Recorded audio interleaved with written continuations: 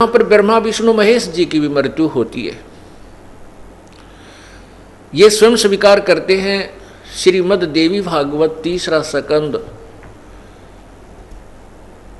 जिसमें विष्णु जी कहते हैं कि हे माता, तुम शुद्ध स्वरूपा हो, यह संसार आप ही से उद्भासित हो रहा है। मैं ब्रह्मा और शिव हम नाशवान हैं, हम नित्य नहीं हैं, हम सदा रहने वाले नहीं हैं। हमारा तो आविर्भाव अर्थात जन्म, तिरोभाव, मीन मृत्यु होती रहती है। इसे सिद्ध हुआ कि ब्रह्मा विष्णु महेश भी अविनाशी नहीं है, इनका भी आना और जाना कीड़ी के नाल की तरह बना हुआ है। पुण्यात्माओं, देखिएगा कि एक ब्रह्मा जी की आयु कितनी है। ब्रह्मा जी का एक दिन कितना है? 1008 चतुर्युग का, इतनी ही रात्रि। इसको लमसम हम 1000 चतुर्युग लेकर चलते हैं। 1000 चतुर्युग का ब्रह्मा जी का दिन, इतनी ही रात्रि, इस प्रकार 2000 चतुर्युग का दिन और रात हुआ। 30 दिन रात का महीना हो गया और 12 महीनों का एक वर्ष हुआ। ब्रह्मा जी की 100 वर्ष की आयु है। ओहो हो तरह की, बताओ, 1008 चतुर्युग। एक चतुर्युग में सतयुग, त्रेता, द्वापर और कलयुग, इनकी 43,20,000 वर्ष इनका समय है, पीरियड है, एज है एक चतुर्युग की। ओए होए, और फिर 1008 चतुर्युग का दिन, फिर इतनी रात है, और फिर 30 दिन का रात का महीना। अब गिनती है भूल जाए इंसान, इतने वर्ष हो जाएंगे। अब फिर क्या बताते हैं कि फिर देखो विष्णु जी की मृत्यु आयु कितनी है? 7 ब्रह्मा की आयु समाप्त हो जाएगी, मृत्यु को प्राप्त हो जाएंगे, यानी उनसे 7 गुना। और विष्णु जी से 7 गुना शिव जी की, शंकर भगवान की, जो काल भगवान का तृतीय पुत्र है, तीसरे नंबर का जो तमोगुण है, तमोगुण प्रद जिसको कहते हैं सतयुग विष्णु जी, सतगुण विष्णु जी, रजगुण ब्रह्मा जी और तमगुण शिव जी, ये 3 पुत्र हैं ज्योति निरंजन काल के। तो क्या बताते हैं कि विष्णु जी से 7 गुना शिव जी की आयु, और फिर भी मृत्यु। ओए होए, एती उम्र बुलंद मरेगा अंतरे, कोई सतगुरु लगे न कान न भेंटे वो संतरे।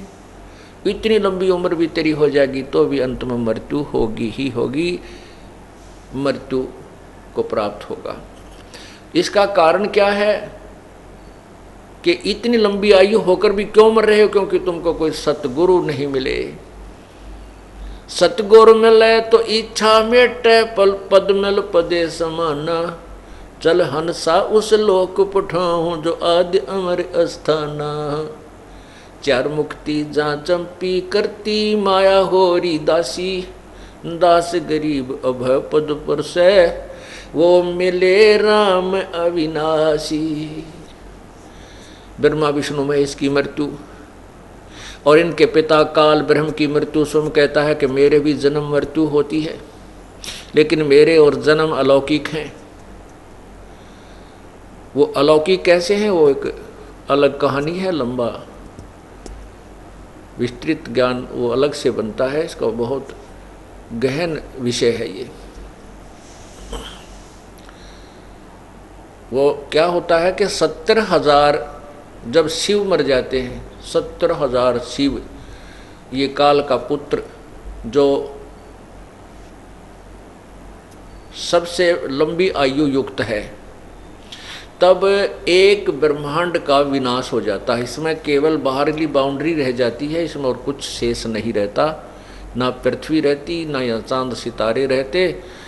और फिर ये क्या करता है, ये काल भी जो अपना शरीर इसको ये स्वयं अपना शरीर धारण करता है, इस शरीर को छोड़ देता है, ये फिर इस सभी प्राणियों को दूसरे ब्रह्मांड में ले जाता है।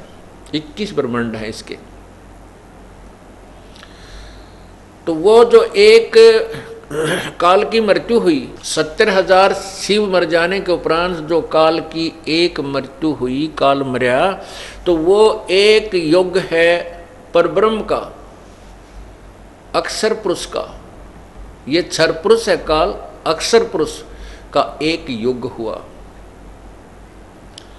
अब विचार कीजिए, अब परब्रह्म की मृत्यु समझाते हैं आपको। अब एक युग हो गया, जब 70,000 शिव मर गए तो काल मर गया। काल की एक बार एक ब्रह्मांड का नाश होता है और काल की मृत्यु होती है, तो एक युग हुआ परब्रह्म का। ऐसे ऐसे 1000 युग की परब्रह्म का दिन है, इतनी ही रात्रि है। और ऐसे ही फिर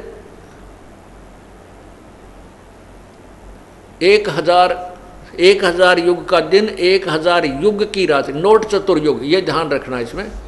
इसमें चतुर्युग नहीं है, इसमें केवल युग है। जो गीता जी के अध्याय नंबर 8 के 17 में लिखा है कि जो ब्रह्मण यानी परब्रह्म का एक दिन 1000 युग का है, इतनी ही रात्रि होती है। और उसी रात्रि के समय ये सब ब्रह्म के 21 ब्रह्मांडों का सभी प्राणी नष्ट हो जाते हैं और इनको फिर परब्रह्म के लोक में रख दिया जाता है। तो वो 1000 युग का परब्रह्म का दिन, इतनी ही रात्रि। 2000 युग के, नोट चतुर्युग, 2000 युग के दिन एक दिन रात हुआ, और 30 दिन रात का एक महीना, और ऐसे 12 महीने का एक वर्ष, और 100 वर्ष की परब्रह्म की आयु अक्षर पुरुष की हुई। पुण्यात्मा, आप बहुत विचारवान हो। आज बेटे और बेटियां एजुकेटेड हैं, माइंडेड हैं। ये जो एजुकेशन आपको मिल रही है, ये आपके काम आने की है।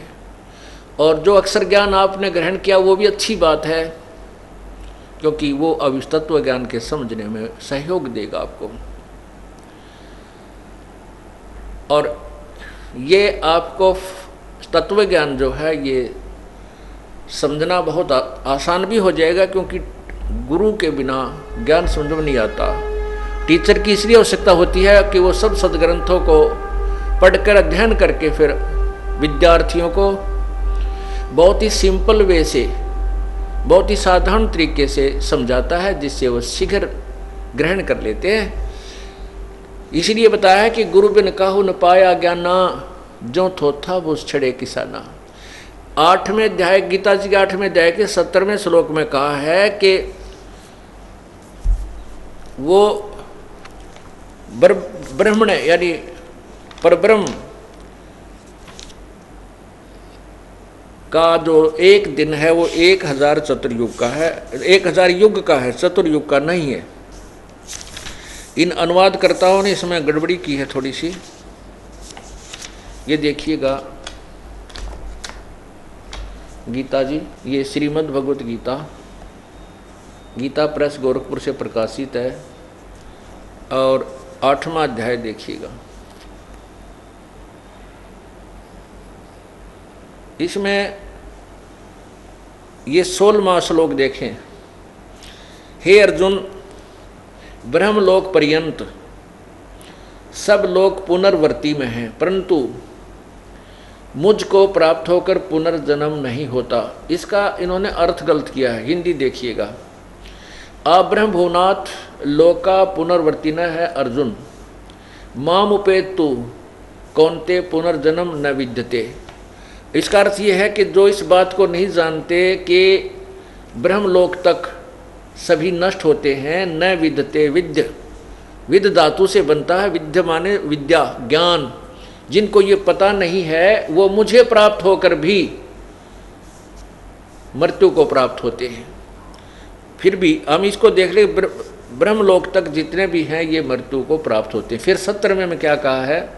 सहस्र युग पर्यंतम है यत ब्रह्मणे विदु। ब्रह्मणे माने बड़े भगवान का, यानी एक एक अक्षर का समय अनुसार उसके अर्थ बदल जाते हैं। तो इसमें लिखा है कि सहस्र युग पर्यंतम नोट चतुर